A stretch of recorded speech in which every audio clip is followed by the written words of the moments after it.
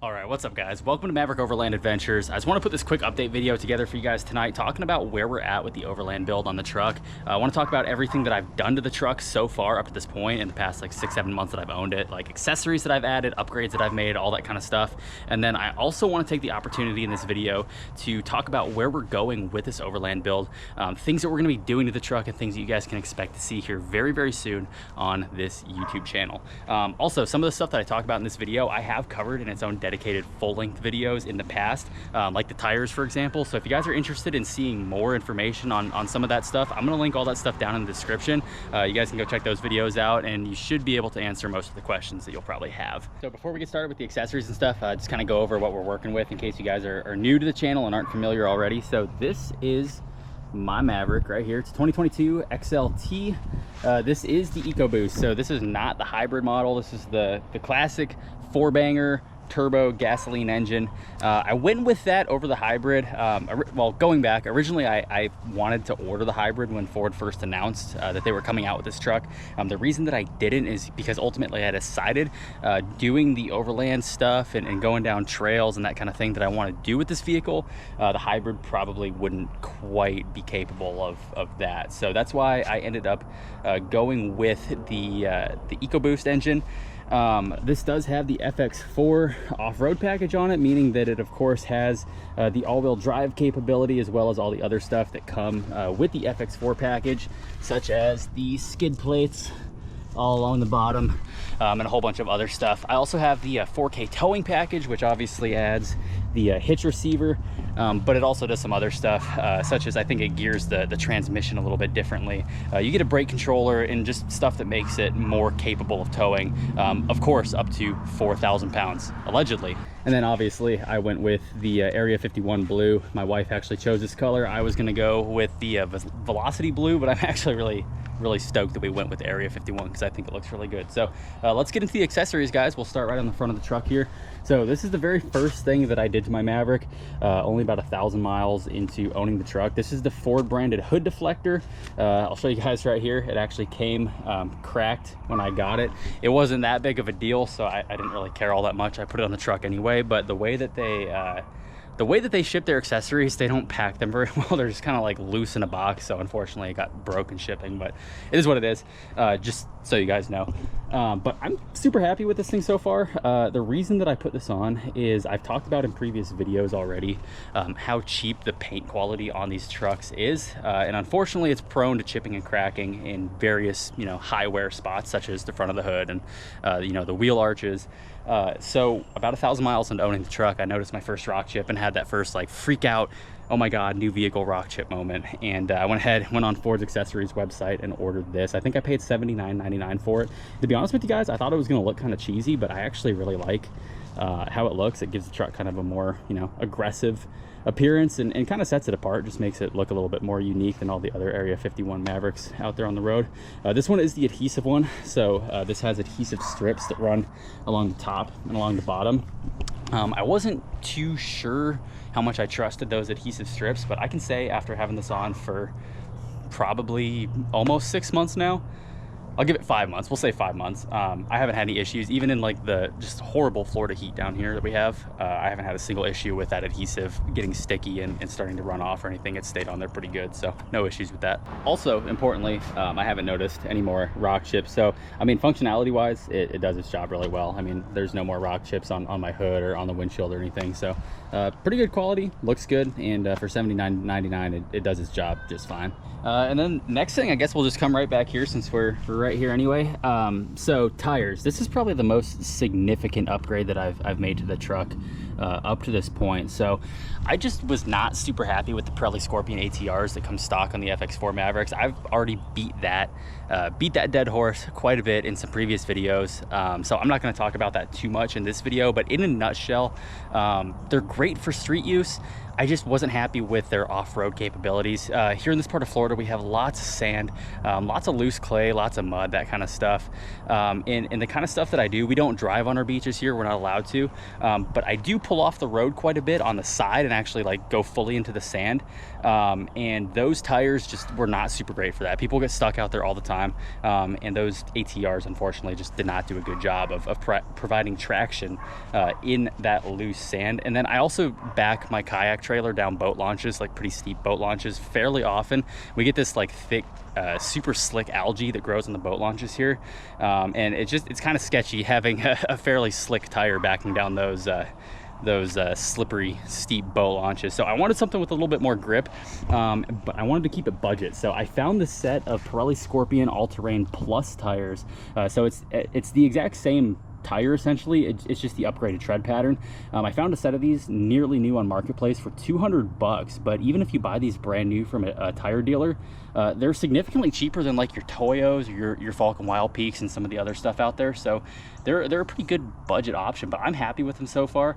I stay with the stock size, so these are 225, 65, 17.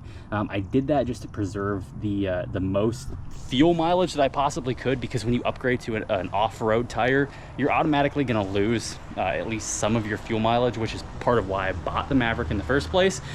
So luckily by switching to these tires, which it's a more aggressive tread pattern, but it's nothing crazy, and keeping that stock size, in the 5,000 miles that I've drove the truck since putting the new tires on, I've only noticed a decrease, like maybe 3 miles per gallon. So there's definitely a decrease there, but it's nothing too horrible. And I'm super happy with the added grip and capability that these tires offer for this truck. And again, the tires are something that I've already covered in a previous video, actually episode 1 of the Overland build series. Link down in the description if you guys want more info, you want to see them actually in use, you can check that video out.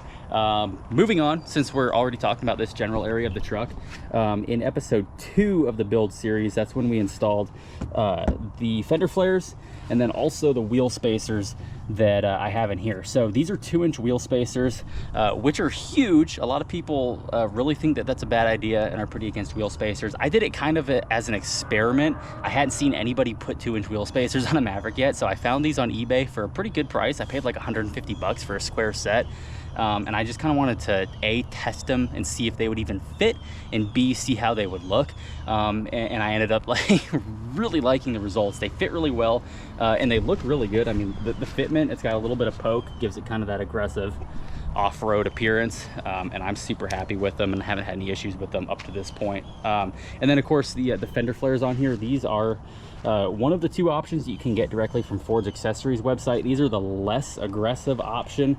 You can also get like the bushwhacker style, which are like the big crazy ones that stick way out. I don't think those look super great on the Maverick, in my opinion. If you have the right fitment and the right wheels and tires, they look decent. I just think that because the Maverick isn't some crazy off-road machine in the first place, adding big old bushwhacker fender flares to it is just kind of weird, in my opinion. That's just me. But that's why I went with the more subtle, yet still slightly more aggressive looking fender flare. So I'm super happy with those. Again, if you guys want to see the fender flare and the wheel spacer install, check out episode 2 of the Overland build series. But that's the most significant things that I've done to the truck so far. Really the only other thing that I have going on that I've added up to this point is the window shades. And again, these are a Ford accessories website purchase. I actually ordered these with the truck, but I've waited to put them on up until this point. I only put them on a few weeks ago, maybe a month ago. But I'm super happy with those. Again, those are those adhesive deals like the hood deflector, but they work pretty good. I haven't had issues with them, you know, falling off or anything crazy like that. And I actually really like the low profile look of these ones compared to a lot of the other options out there for, you know, different vehicles on the road. The other added benefit for these, we get a lot of storms here in Florida, like afternoon storms, but it's also really, really hot. So I like leaving my windows cracked while I'm at work, like while the truck's sitting in the parking lot outside. But unfortunately, you leave your windows cracked and then you get those afternoon storms rolling and it just pisses rain into the inside of your truck. So these window deflectors are super nice for keeping rain out of the inside of your truck and having your windows cracked about yay much. And I forget how much these are from the accessories website, but I'll link it all in the description for you guys. But super happy with those. Really the only other things that I have going on that have been added to the truck are stuff that I ordered, you know, with the truck. So I did the I've got the full-size spare tire under there, which, funny thing about the full-size spare, it's not really full size. It's like a full size in terms of it's a 17-inch wheel, but width-wise, I mean, it might as well be a donut. It's not something that you're gonna be using for long-term, but for a $100 upgrade or whatever it was like $111 and change or something. It's better than having like an actual donut, so I can't really complain about that. In terms of interior, everything on the inside of the truck is exactly the same. I haven't done a single thing in here whatsoever. There's one upgrade in here, I forgot about it. So these are a set of Smart Liner F-150 liners that I got at a discount store for $3. So I just kind of cut them out to fit the Maverick. So they don't do like a exceptional job by any means, but I mean, they keep a majority of this sand and water and stuff when I get back in from fishing out of the carpet. So better than nothing, I guess. There's not too much going on back here. I did do the spray and bed liner straight from the factory, which you know, as far as I've heard, doing the spray and bed liner can really extend the amount of time that you're waiting for your truck. For some reason, this is a whole separate deal from the actual production of the truck. But you know, I got mine sprayed from Ford, and they did a pretty good job, man. I like it. It's super durable. I load fishing gear and all kind of crap in here all the time, and it's really great. I like it a lot. The only other thing I have going on in the bed is this deal here. This is just kind of like a DIY like dog runner that I made. I've got 2 Huskies, which you guys will meet eventually. So I've just got 2 runners there. I really don't like the idea of having them in the bed of the truck. I never have. They've always been cab riding dogs, but now that we have our son, it's just not really feasible to have him in the bed of the truck with two big ass Huskies. So I want them to be able to ride in the bed as safe as possible, which is why I made that. I don't want them to be able to like jump up the side or anything. So I just kind of put that together, and the leads are only long enough so they can come to like right here, so they can't actually hang off the side of the truck. But once we have the rack and everything on here, those are going to become obsolete because they'll be caged inside the rack. I've got an idea for that. So but that's pretty much all that's going on with the back area of the truck. There isn't really anything else that I've added back here. But that's pretty much all I have going on with accessories and things that I've added to the truck up until this point. Here very soon, this truck is going to look very, very different. So now I'm going to go over everything that you guys can expect moving forward here on the channel, and things that we're going to be doing to this truck very soon. The number one biggest thing that's going to be happening here on the channel with this truck within the next month or so is going to be the addition of the Extrusion Overland bed rack that's going to be going on here. So I intended to have this on the truck a lot sooner than what's actually happening, but I had some serious issues with Ford's accessory department. I'm trying to figure out a refund for a very large sum of money that they owed me back from purchasing the truck originally, and it's taken like 6 months to finally get that figured out, which is why the rack has been so delayed. But the rack is finally on order. I did a 16-inch high one, so it should be just right about roof level, and I'm pretty stoked. That's going to be awesome. I've got the rooftop tent already. I've got the Yakima Skyrise in the shed over here, so as soon as we get the rack in, we're going to do the full unboxing and install video, putting the rack on the truck. We're going to be putting the rooftop tent on top of it, and then in addition to the rooftop tent video, once we actually install that, I'm also going to create a pulley system back here in my shop, where when the tent isn't in use, I'm going to be able to kind of pulley it up to the ceiling and store it in the shop. That way it's not stored out here in the sunlight, just getting baked here in the Florida heat. And then also that'll, you know, give me the opportunity to be able to do some other stuff with the rack. Like if I want to rooftop my kayak, for example, as opposed to pull a trailer, I'll be able to do that and then just swap it out real quick and drop the tent on with that pulley system. So that's all stuff we're going to be doing here pretty soon, within the next month or two on the channel. And then getting more long-term, there's going to be a lot more stuff that's going to be happening. So in addition to the roof rack and the tent going on, part of this Overland thing is I want to be able to cook and store all my camping gear, you know, conveniently in the back of the truck. So we're going to be doing the pull-out drawers.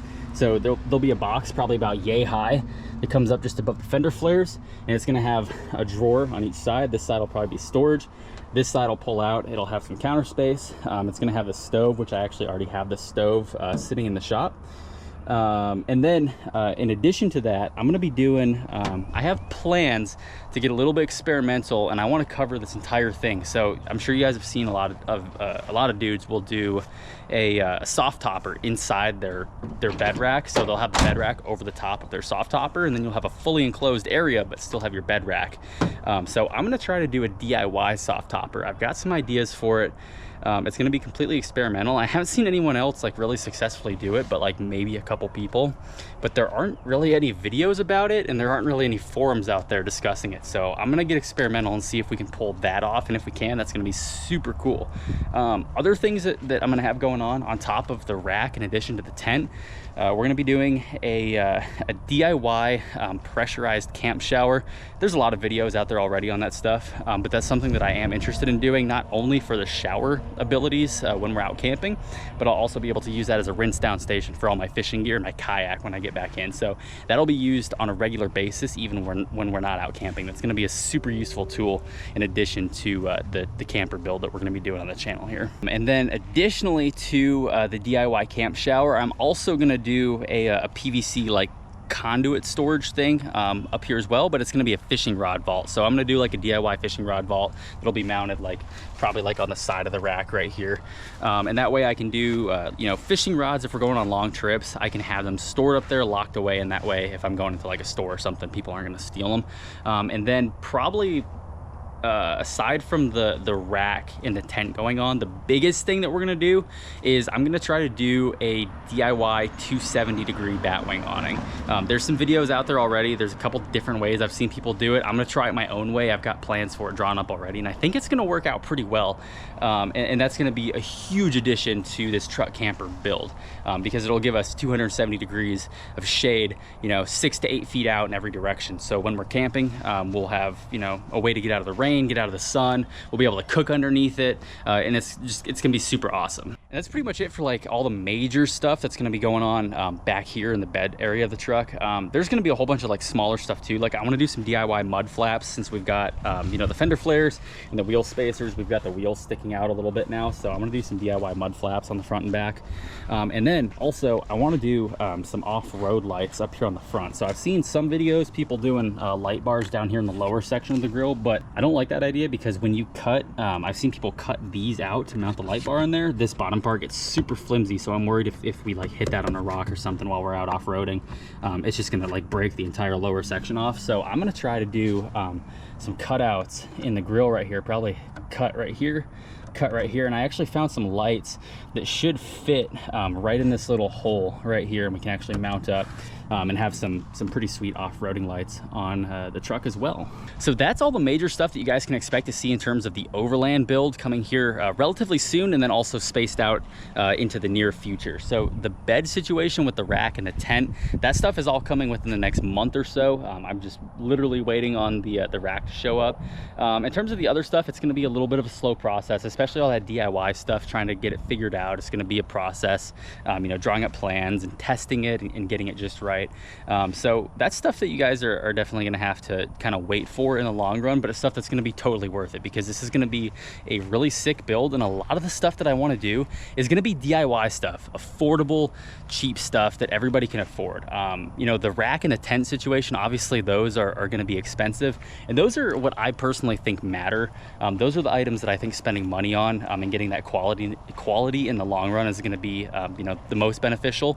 But in terms of like 270 awnings and you know, the Yakima road shower, which is like ungodly expensive for no reason, I think DIY options are way cooler, first of all, and then also obviously more affordable and just more practical. I mean, there's no need to spend that much money on stuff that you can make with your own two hands. So that's kind of where we're going with this stuff, guys. And then in addition to all that on this channel, we're gonna be doing a lot of like informational stuff. I've done like the top 3 quality control issues with the Maverick and top 3 things that I think Ford got wrong. So we're gonna continue that trend of videos, doing kind of maybe like a podcast style, just talking about like, you know, different subjects about the Maverick, you know, just different things like top 3s, you know, my favorite thing about the Maverick, the thing that I like the least about the Maverick, and just all those kind of videos, like informational stuff that'll be helpful for you guys, especially if you don't already have your Maverick and you're still waiting on it, because who knows how long long that's gonna be. I waited like 9 months for mine. So, and then the final additionally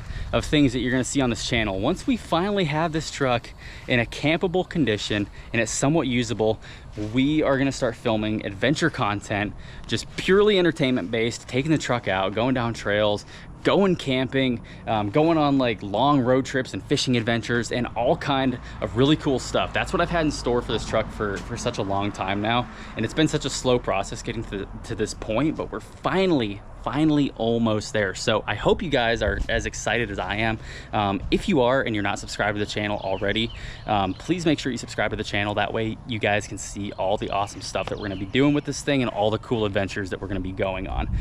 It's gonna be a good time, guys. Also, if you don't know already, if you're brand new here, my main channel, the channel that I've been filming for several years now, is CKW Outdoors. I've got it right on the back of the truck here. And that is a channel where all of my fishing content is. So if you guys are interested in checking that out, check that out too. Otherwise, thank you guys so much. I hope this video was useful and informational. I hope you enjoyed it. And I'll see you guys on many future videos.